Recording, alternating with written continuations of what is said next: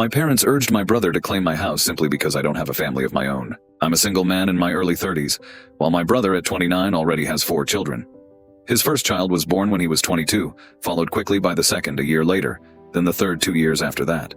The fourth arrived just a few months ago. His wife, my sister-in-law, and I have never seen eye to eye. She has a knack for provoking me with her self-righteous attitude, only to morph into a helpless, overdramatic victim if I ever push back. She's a master at conjuring tears on demand, putting on a convincing show that garners sympathy from just about everyone around her. My parents and brother practically worship her, fully aware of her true nature but seemingly indifferent to it. I'll admit she's very attractive, but her personality is so off-putting that I could never see her in a favorable light. Despite holding a college degree, she refuses to work and relies entirely on my brother's income. My mother spends all day helping with the kids, yet my sister-in-law still won't contribute financially. Consequently, they can't afford to move out of my parents' house, where they all live crammed into a 3-bedroom home from the 1960s, leaving little room for privacy. As a child, it was clear my younger brother was the favorite. Though we're only 3 years apart, he developed an air of superiority, likely because I would be harshly punished if I ever retaliated against his behavior.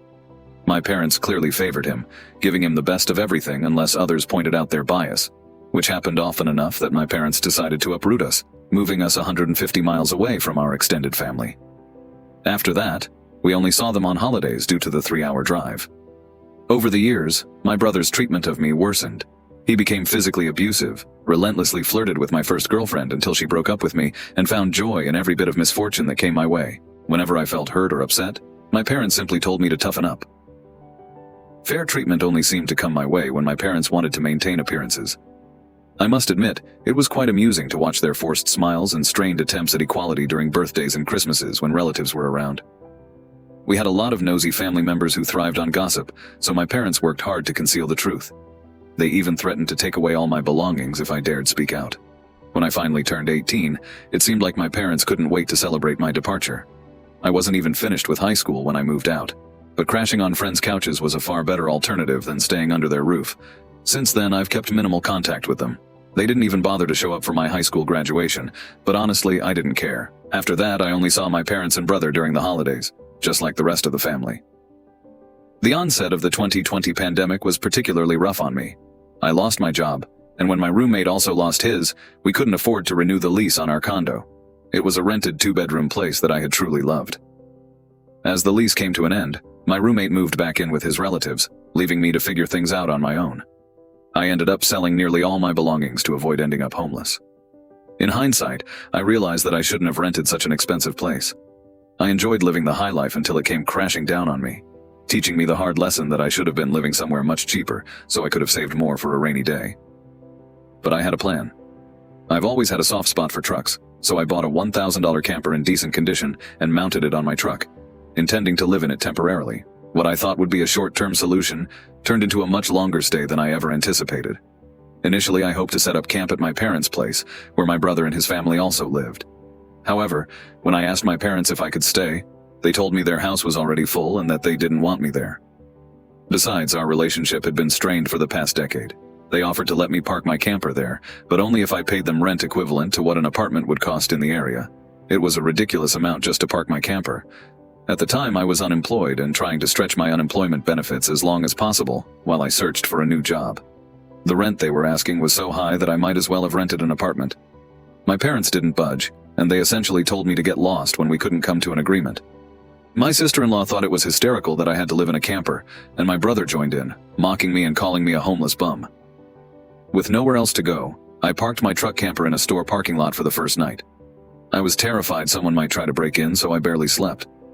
I didn't have any other options since all my other relatives lived far away, and my friends were all city dwellers without any space to offer. I was also pretty attached to my area and didn't want to leave. I had my mail forwarded to a friend's apartment, which was the only way I could still receive it. Finding a stable place to park proved to be quite a challenge. I spent months searching for a job similar to my previous one while living the nomadic life in my camper. During that time, I faced numerous challenges, from dealing with beggars and addicts to being told to leave because my camper was considered an eyesore. At one point, someone even claimed to be from a homeowners association and demanded that I move. I wasn't even parked on a residential street, yet when I questioned what HOA they were referring to, they became alarmingly aggressive and threatened me. Despite the confrontation, I relocated my camper to avoid further issues. To keep a consistent supply of electricity, I figured out how to use a long extension cord to power up wherever I could find an outlet. This often meant quietly plugging into an outdoor socket of a random building while parked on a side street. I know it wasn't exactly the most ethical choice, but I needed to keep my batteries charged to prevent the fridge from losing its cool. I had a small solar power bank to charge my phone, but I didn't have anything like a generator. Besides, generators are noisy and require fuel, so I made do with what I had. After months of living this way, I finally secured a new job. It required me to move to the next city over since the local job market was scarce, especially for positions outside of retail. I'd worked in retail during college and swore I'd never go back, though desperation had me almost reconsidering that vow. I was still receiving unemployment benefits, but without a stable place to live, I knew I needed to find work before those checks stopped coming. Plus, I was incredibly bored. My days were spent reading, watching movies on a small portable DVD player, using my phone or laptop, and keeping track of where I could park or find public restrooms. I kind of envy the Japanese for their public bathhouses. It's something we could really use here in the States. When I finally landed the job, I essentially made my home in the back lot of the building, near the warehouse, and old employee parking spots that no one else seemed to use because they were so out of the way that they were nearly forgotten. The owner of the company, who was also my boss, was actually okay with this arrangement since it meant I was always available to pick up any shift, as long as I got enough sleep. He even allowed me to detach the camper from my truck and set it up in one of the parking spaces, so I could drive around without it weighing me down. I'm not entirely sure if this was within the rules, but no one seemed to mind. During my time living there, I rarely had to deal with trespassers. On the few occasions when someone did wander in, the security guards promptly escorted them out. I was pretty much on call whenever they needed me, and ended up working nearly every day of the week. My boss let me connect my camper to the building's power and water supply, and in exchange, I paid a small rent by working for free on Sundays when the office was almost empty, except for the janitor and the security guard. Since the camper lacked a shower and only had a portable toilet, I usually showered at a friend's apartment or at the local gym. I avoided filling up the camper's toilet because emptying it was a chore I dreaded, so I made use of other bathrooms whenever possible. I had a key to the warehouse, which meant I could use the restroom there anytime, day or night. The night security guard and I became so familiar that we were on a first-name basis, and he eventually became one of my closest friends. Heating the camper in the winter was easy with a small electric heater, but summers were brutal. The camper didn't have air conditioning, so I had to buy a second-hand portable unit just to make it tolerable. I earned a lot of overtime pay and gained some valuable hands-on experience from my coworkers. Eventually, around mid-year, I was promoted to a supervisor role, which came with a much better salary than my previous position. That's when I realized I wanted a place of my own. The scare I got from losing my condo made me understand the importance of having something stable and secure for the long term. I started looking for a home near my work and found a 3-bedroom manufactured house just 2 miles away. I managed to negotiate $10,000 off the asking price. I used nearly all of my savings for the down payment and got approved for a home loan. Finally, I no longer had to live in that camper. I had just enough room behind my house to park my truck and set up the camper in the backyard. I figured it would make a nice little spot if I ever needed it again. Once I was all settled into my new place, I made the mistake of boasting about it on social media. That's when things really kicked off. A few weeks later, my parents and my brother, along with his entire family, showed up at my doorstep unannounced, eager to tour my new home. I hadn't even given them my address, so how they found me remains a mystery. None of my friends have confessed and no family had visited me before this, so I'm left wondering if they followed me home from work or something. Honestly, it wouldn't shock me. When I opened the door, they all barged in like a bunch of overexcited tourists, making themselves right at home. They were poking around everywhere, and my sister-in-law kept giving me this weird, knowing grin that sent shivers down my spine. It wasn't until later that I realized what she was thinking, and it made me as furious as a bull hit with a hornet's nest. My parents kept going on about how much extra space I had, saying it was too much for a single guy like me without a wife or kids. Maybe not now, but someday, right? My brother kept pointing out how my house was even bigger than our parents and was closer to his job. All the warning signs were there, but I didn't see it coming. Finally, my brother, let's call him Dan, pulled me aside for a private chat. Everyone else conveniently stepped outside onto the porch, which made me realize they had planned this all along. Dan started by saying the house was too much for me alone and suggested that he and his family move in. His reasoning? His wife was pregnant with their 4th child, and my house was much closer to his job. He suggested that since I already owned the camper, I could simply live in that outside while they occupied the main house.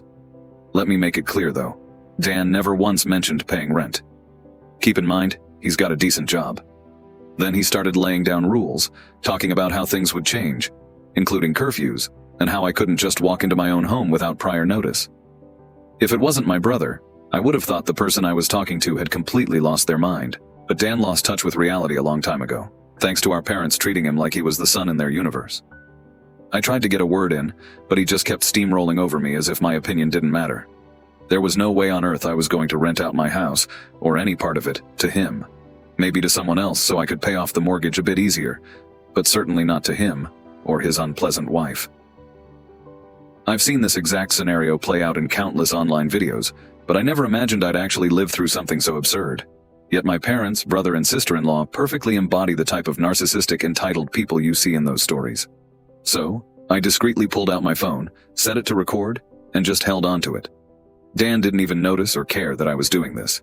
He was too busy waving his arms around, listing all the reasons why he needed my house. He then switched from justifying his need to acting like it was a done deal, extending his hand to seal it with a handshake. That's when I finally stood my ground and firmly said, "Hell no." I said it so forcefully that Dan actually took a step back. I've rarely ever raised my voice to him like that because growing up our parents would punish me whenever I did. But this time was different. This was my house, not theirs. My determination was resolute. I stood my ground and told him firmly that my house wasn't up for negotiation. Acting as though I would let him move in just because it suited his needs wasn't going to change anything. I bought this house for myself, and it's not my problem that he keeps expanding his family and has to live with our parents because he can't afford to move out. Dan edged as close as possible without actually touching me and declared that I didn't deserve the house, insisting that he needed a better place for his family. I couldn't help but laugh in his face. That was nonsense. I had worked hard to earn the means to buy my home, and of course, I deserved it. Dan began shouting, saying that since I didn't have a wife or kids, I didn't need all that space and should give the house to him. I shot back that I wasn't giving him anything. He hadn't even offered to pay rent, and if I allowed him to move in, I'd still be paying the entire mortgage on my own home without even getting to live there. Dan then argued that he shouldn't have to pay rent because his family's needs came first. Update. My parents sided with my brother and told him to take my house because I don't have a family. They even broke into my house and changed the locks while I was out. After kicking my parents, brother, and sister-in-law out for trying to force me to hand over my house, I immediately took to social media and shared the story with our extended family. The news spread quickly, but you won't find the post now because they've since been deleted, and I've set my profile to private. I posted about it because I knew the first thing my family would do upon returning home was to twist the story to paint me as the villain. And I was right. But I had about an hour head start, and I had video evidence to support my account of what happened. No, I don't plan on sharing the video here, so don't ask. Taking the initiative paid off, as I managed to get a good number of family members on my side right away. My parents, brother, and sister-in-law likely had plans to post their own version of events, but by then, it was too late. They didn't even bother with elaborate lies. My parents, Dan, and my sister-in-law had a few loyal followers backing them, but not much more. Most people were already aware of how entitled they were, so it didn't take long for everyone to grasp and accept what was happening. One person in particular reached out to me.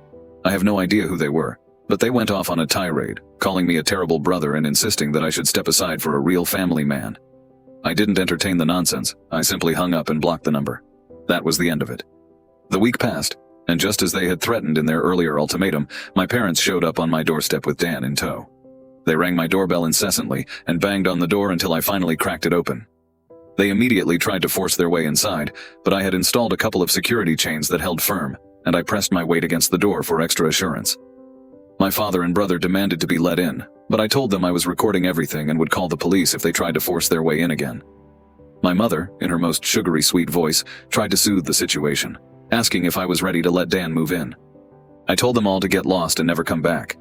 Cue the crocodile tears from my mother, who pitifully asked why I couldn't do this for Dan, my beloved brother. I laughed in her face and bluntly told her that I didn't love Dan as a brother because he had treated me like an afterthought for years, and they had only encouraged his behavior. I told them they were terrible parents, and he was a terrible brother, and that they needed to leave or I'd be calling the police immediately. Surprisingly, they left without much of a fight, except for my mother's loud sobbing and the others shooting me dirty looks. In hindsight, getting them to leave was suspiciously easy. I thought it was all over, but I should have been more cautious because they had even more idiotic plans in store.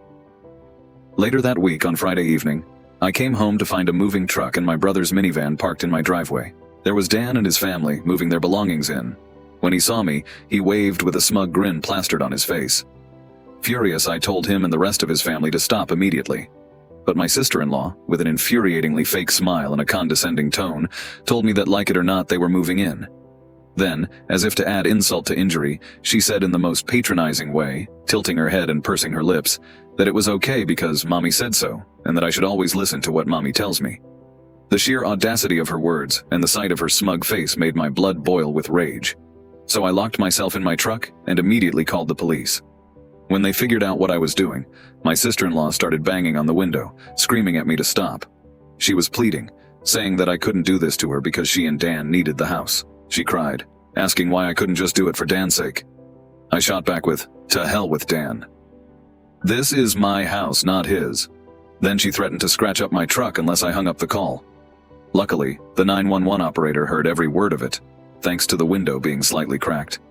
I warned her that if she laid a finger on my truck, I'd sue her. That must have hit home because she backed off. When the cops arrived, Dan and my sister-in-law, along with their kids, had locked themselves inside my house. I explained everything to the officers and showed them my new driver's license with my current address. When we approached my front door, I noticed they'd changed the locks. The old lock was lying on the porch with the center drilled out, and right next to it was a drill, complete with a Harbor Freight drill bit set. Could they have been any more obvious about it? I pointed out the broken lock and the drill, then gave the police a full rundown of what had happened. At some point, Dan must have called our parents because they showed up while I was still talking to the cops. My parents started lying right off the bat, claiming I'd agreed to rent my house to Dan and his family. I quickly shut that down, saying it was a lie that could be easily disproven. Finally, Dan and my sister-in-law emerged from my house, looking all smug with some papers in hand, thinking they'd outsmarted me. They'd actually gone and made a fake rental agreement, but my signature wasn't on it. There was a signature, but it didn't even remotely resemble my handwriting. I don't think any of them have actually seen my real signature, which made their attempt even more laughable. I told my parents and Dan that this was blatant fraud, and if the cops looked into it, it would be obvious. I pointed out that facing jail time in court wouldn't do them any good. It could potentially cost Dan his job, which is his only way to support his family. I also made it clear that I'd hire a lawyer and sue for damages if anything of mine was lost, stolen, or broken.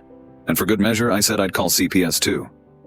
Dan turned pale and looked genuinely terrified when I laid all that out, but my mother stepped in between us, insisting even more firmly that I should just do this for Dan and move into the camper so they could finally have the house to themselves. I snapped at her, saying that if she thought it was such a brilliant idea, she should be the one to do it for Dan and let him have her house instead. The police intervened to separate us, and I demanded that they all leave immediately, or I'd press charges. I shouted about how they had drilled through my front door lock to break in, how the lease papers were clearly fake with a poorly forged signature, and how I had video evidence of my sister-in-law attacking me. These were serious felonies that I could use to ruin their lives if I wanted, and if they didn't leave, that's exactly what I would do. The only reason I hadn't already was out of concern for Dan's kids, so I gave them one final chance to get out. At that moment, I think my parents finally realized they couldn't force me into this for Dan's sake. My mother finally gave in and said she would put a stop to this. She then went over to speak quietly with my sister-in-law while my father talked to Dan. My sister-in-law immediately started bawling, tearing up the fake rental papers into tiny pieces and throwing them around like confetti, only to have one of the officers tell them to pick up the scraps or risk getting cited for littering. Both cops had that weary look on their faces that said, "I don't get paid enough for this." Dan began instructing his kids to load their belongings back into the moving truck. The kids were all crying, and the eldest was sobbing that he wouldn't get his own room now.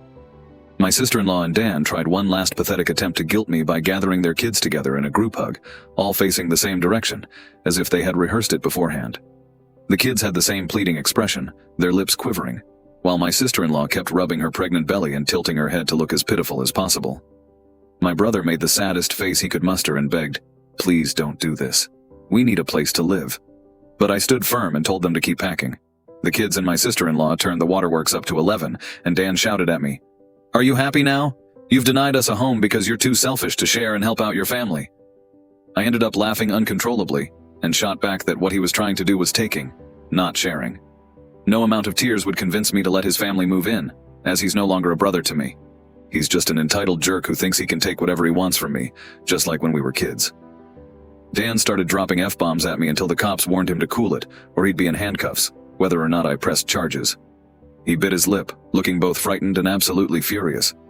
I asked the officers if they could stay until my parents, brother, and sister-in-law had left. They assured me they weren't going anywhere until this was resolved.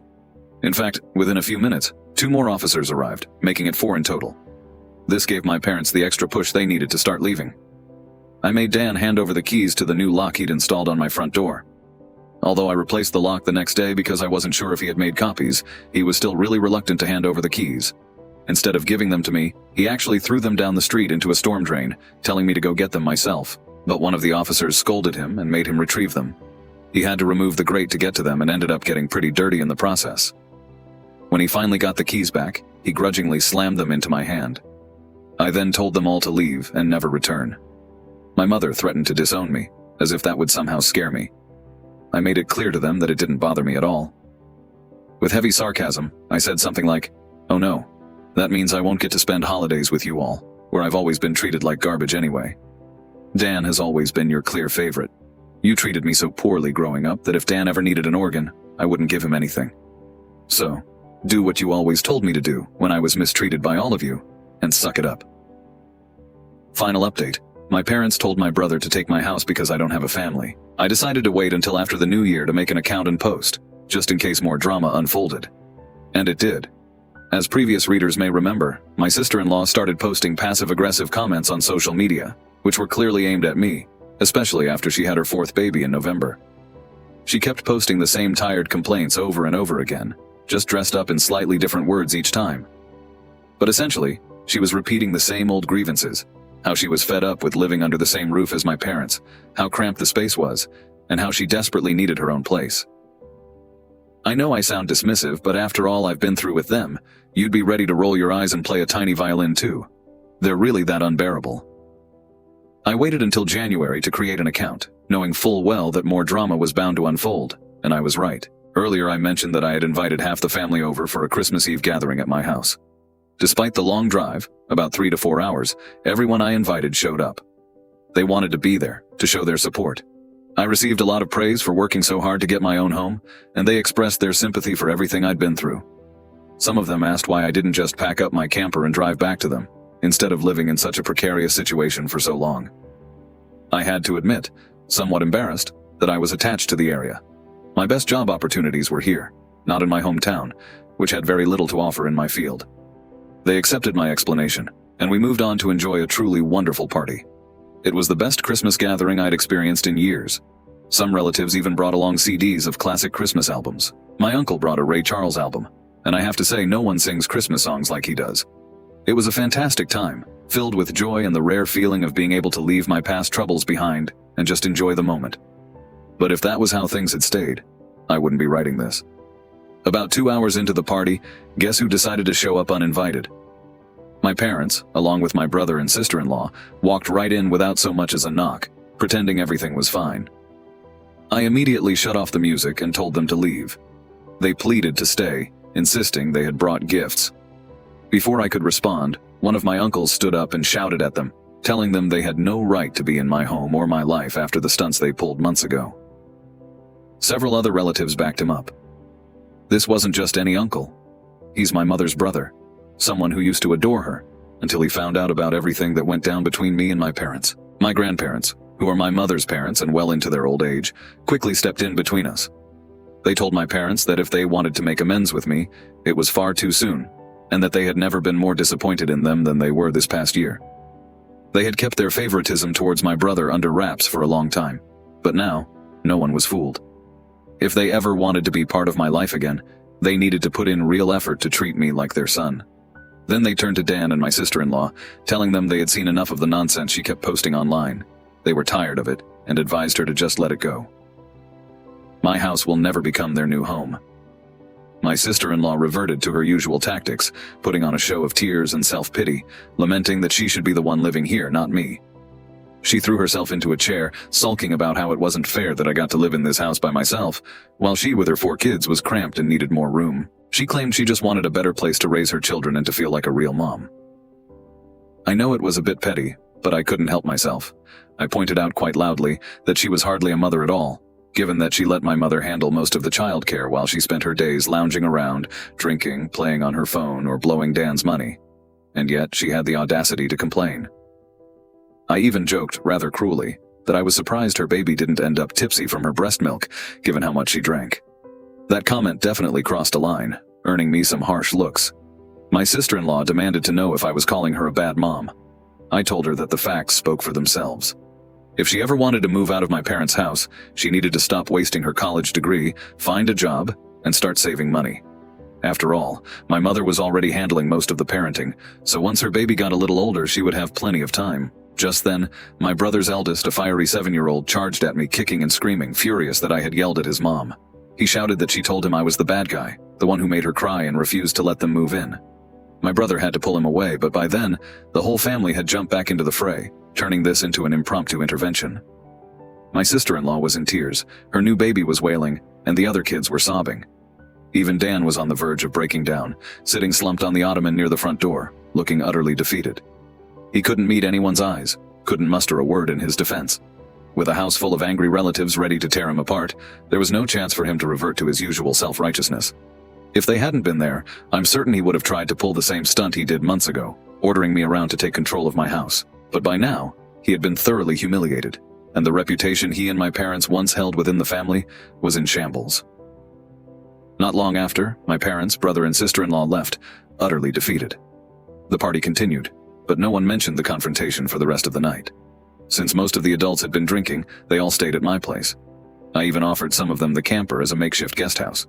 It turned out to be quite a hit, with everyone marveling that I had lived in it for nearly 2 years. They peppered me with questions about what it was like to spend summers and winters there, and the rest of the evening passed without incident. On Christmas morning, I was the first one up, brewing a fresh pot of coffee and setting out some ibuprofen for those nursing hangovers from spiked eggnog. They all mentioned that I was a far better host than my parents ever were, and we unanimously agreed to make this a tradition for next Christmas. After the holiday, my sister-in-law finally stopped posting those passive-aggressive jabs at me, and even went as far as deleting all the old ones. But not long after the new year, she resurfaced with a new complaint. This time, she was grumbling about how she tried to persuade my parents to get a camper like mine, so they could set it up in the backyard and let Dan and his family take over the whole house as their home base. Well, it seems the idea didn't sit well with my parents. From what I heard, they rejected it outright. No way were they going to let anyone, especially their own children, push them out of their own home, not even their master bedroom. That post didn't last long. Within a couple of days, she took it down. Since then, her social media activity has been almost non-existent. She loves to complain, but if no one's around to hear it, does it even matter? It seems she's realized it's pointless when nobody's paying attention anymore. And as for Dan, he's not in a position to move his family out on his salary alone. If they end up expecting another child in the next few years, it wouldn't surprise me. Things have calmed down for me since then. I've even started hosting poker nights with some friends. I'm terrible at poker because I can never remember the rules, but who cares? It's all about drinking beer, eating junk food, and having a good time. We loaded up on Whoppers from Burger King and just embraced the pure, unfiltered joy of 4 grown men enjoying themselves and getting gloriously drunk. I'm thinking of possibly dipping my toes into the dating scene this summer. Time's not exactly on my side anymore, so fingers crossed that goes well. My camper just sits in the yard now, and I'll admit, there are days I go out there just to hang out. I lived in it for 2 years, so it feels like a second home to me. Maybe one day I'll actually use it for what it was meant for. Camping. I've never been camping before. My parents always thought it was a waste of time, so it would be a completely new adventure for me. As for the rest of my family, my parents, brother, and sister-in-law, they've been steering clear of me. In fact, they've reverted to acting like I don't exist, just like they did before I bought a house. But honestly, that suits me just fine. It's better this way. Still, I know they'll come back into my life at some point. I just can't help but wonder what ridiculous thing they'll try next. If anything noteworthy happens again, I'll make sure to post about it, assuming this account is still up and running.